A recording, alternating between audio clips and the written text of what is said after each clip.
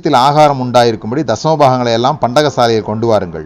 அப்பொழுது நான் வானத்தின் பலகணிகளை திறந்து இடங்கொள்ளாமற் போக மட்டும் உங்கள் மேல் ஆசீர்வாதத்தை வர்ஷிக்க மாட்டேனோ என்று அதனால் என்னை சோதித்து பாருங்கள்ன்ற வசனம் எப்படி புரிஞ்சிட்டு இருக்கிறாங்க. இந்த கதை இந்த வசனத்தை வச்சு ஒரு படம் வரையணும்னா, போய் காணிக்கை கொடுத்துட்டு வீட்டில் வந்து மல்லாக்க படுத்து அண்ணாந்து பார்த்தா ஆண்டவர் நம்ம வீட்டு ஜன்னலை பிச்சுக்கிட்டு உள்ளுக்குள்ளே எவனாவது கொண்டு வந்து காசை போட சொல்லுவார் போல் இருக்கு. இது ஒரு படம். எப்படி நான் போய் காணிக்கை கொடுத்துட்டேன், வீட்டில் வந்துட்டேன், இப்போ வானத்தின் பலகணிகளை திறந்து ஆண்டவர் என்ன கொட்டுவார். இங்கே அப்படி இல்லை. ஆலயத்தில் ஆகாரம் உண்டாயிருக்கும்படி நீங்கள் எல்லாம் தசமபாகத்தை உடனே தாங்க, தந்த உடனே நான் வானத்தின் பலகணிகளை திறப்பேன், உங்கள் வீட்டு கூரையை பிப்பேன் ஆண்டவர் சொல்லலை. கொடுக்குற தெய்வம் கூரையை பிச்சுட்டு விடுவோம்னா உங்கள் வீட்டு கூரையை பிக்கிறது இல்லை, அது வானத்தின் பலகணிகளை திறப்பேன். இப்போ வானத்தின் பலகணிகளை திறக்கிறதுனா என்னன்னா, நான் வந்து மழையை பெய்ய பண்ணுவேன். அதான் அதனுடைய அர்த்தம்.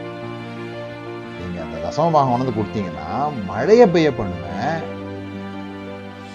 மழை பெய்யறது அவங்களுக்கு ஒரு பெரிய ஆசீர்வாதம். ஏன்னா மழை பெஞ்சாதான் போய் விவசாயம் பண்ண முடியும், போய் விதைகளை விதைக்க முடியும்.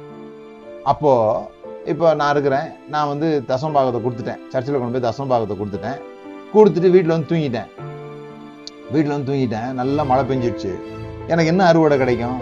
நான் கடவுள்கிட்ட போய் எப்படி முறையிட முடியும்? என்ன ஆண்டவரே, நான் கொடுத்துட்டு நீங்கள் சொன்னீங்களே, சோதிச்சு பார்க்க சொன்னீங்களே, இடங்கொள்ளாமல் போக மட்டும் ஆசீர்வதிப்பேன்னு சொன்னீங்களே, ஏன் எனக்கு நடக்கலன்னா அவர் சொல்லுவார், நான் ஏராளமான ஆசீர்வாதத்தை கொட்டினப்பா, நீ போய் விதைக்கல. நீ என்ன நினைச்சிட்ட? கொடுத்தா மட்டும் போதும்னு நினைச்சிட்ட, கொடுத்துட்டா எனக்கு திருப்பி வந்துடும் நினைச்சிட்ட.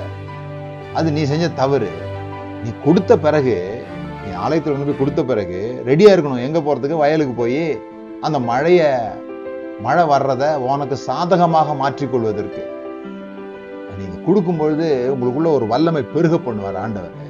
அதனாலதான் எப்பவுமே சொல்றேன், தேவன் பணத்தை தருகிறவர் அல்ல, பணம் சம்பாதிக்கிறதுக்கான பலனை தருகிறவர்ன்றதை புரியும். அவர் தரிசனத்தை தருகிறவர். அவர் வந்து மேல நோட் அடிக்கிற மிஷின் வச்சிருக்கல, திடீர்னு நோட்டு செல்லாதுன்னு சொல்றவரும் இல்லை, இந்த நோட்டெல்லாம் செல்லாதுப்பா அப்படி சொல்றவரும் இல்லை. நீங்க நல்லா புரிஞ்சுக்கணும், தேவன் தரிசனங்களை தருகிறார், விருப்பங்களை தருகிறார், ஐடியாஸை தர்றார். அதுக்கு பேர் தான் அனாயிண்டிங்னு சொல்லியிருக்குது. அதுதான் உபாகமம் 8:18 வாசிக்கிறோம். தேவன் ஐஸ்வர்யத்தை சம்பாதிக்கான பலனை தருகிறார்னா அந்த பலன் வந்து அனாயிண்டிங். இந்த அனாயிண்டிங் என்ன பண்ணுது? நிறைய ஐடியாஸ் உங்களுக்கு கொடுக்குது.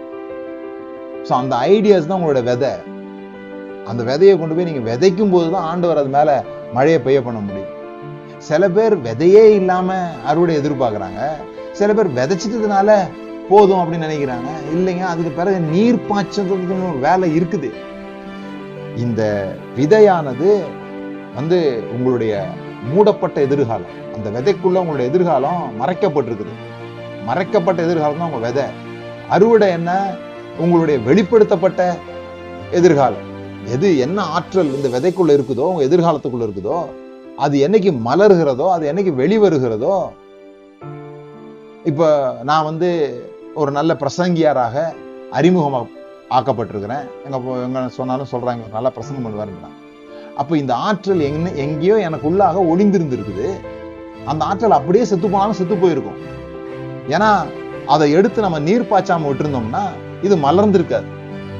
இது மலர்ந்த பிறகுதான் நமக்கு தெரியுது, ஓ இதுதான் இந்த விதைக்குள்ளாக இருந்தது, இந்த விதைக்குள்ளாக இருந்து இது வந்திருக்குது. ஆனா இதுக்கு இடையில ஒரு ப்ராசஸ் நடந்திருக்குது, அதுதான் நீர் பாய்ச்சுகிறது. ஏன் நம்ம நீர் பாய்ச்ச மாட்டேன்றோம்? இந்த நீர் பாய்ச்சுகிறதுனா என்ன? அதுதான் நான் முக்கியமா சொல்ல விரும்புறேன்.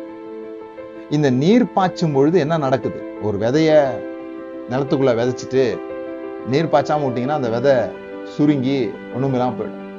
ஆனா நீர் பாய்ச்சின உடனே, அந்த நீர் உள்ள இருக்கிற விதை மேல பட்ட உடனே அந்த விதையினுடைய நிலை மாறுகிறது. அந்த விதை வந்து விரிவடையுது. விரிவடைந்து உடைய பார்க்கும். அந்த உடையும் போதுதானே ஆற்றல் வெளிவருது. சோ நம்ம ஏன் நீர் பாய்ச்சறது இல்லைன்னா, நமக்கு தெரியும் நம்ம நீர் பாய்ச்சணும்னா நம்ம வீங்க ஆரம்பிச்சிடுவோம், உடைய ஆரம்பிப்போம். அந்த உடைக்கப்படக்கூடாது என்பதற்காக நான் இப்படி சொல்றேன். நீர் பாய்ச்சறது நான் என்னன்னு இப்படி சொல்றேன். உங்களை எது மாற்றுகிறதோ, எது உங்களுடைய உள்ளத்தை மாற்றுகிறதோ, எது உங்களுடைய நிலையை மாற்றுகிறதோ, எது உங்களுடைய வாழ்க்கையை மாற்றுகிறதோ, அதெல்லாம் நீர் பாய்ச்சுகிற நேரம். எந்த மாதிரியான புஸ்தகம் வாசிக்கிறீங்க, எந்த மாதிரியான நபர்கள்ட்ட பழகுறீங்க, எந்த மாதிரியான பழக்க வழக்கங்களை மாற்றுகிறீங்க, இதெல்லாம் அன்கம்ஃபர்டபுளா உண்டாக்குகிற விஷயங்கள். நீங்க எதை செஞ்சாலும், ஒரு புஸ்தகம் வாசிக்கிறீங்கன்னா நிறைய பேர் புஸ்தகம் வாசிக்கிறாங்க. என்ன மாதிரி புஸ்தகம் வாசிக்கிறாங்க? என்டர்டைன்மெண்ட் பண்ற புஸ்தகம் வாசிக்கிறாங்க. அதனாலதான் நமக்கு காமிக்ஸ் பிடிக்குது, கதை புஸ்தகங்கள் பிடிக்குது, சினிமா பார்க்க பிடிக்குது, டிவி பார்க்க பிடிக்குது. இதெல்லாம் பாவம் இல்ல. இது என்னன்னு சொல்லி சொன்னா நம்மளை என்டர்டைன் பண்ணி விட்டுரும், மாத்தாது.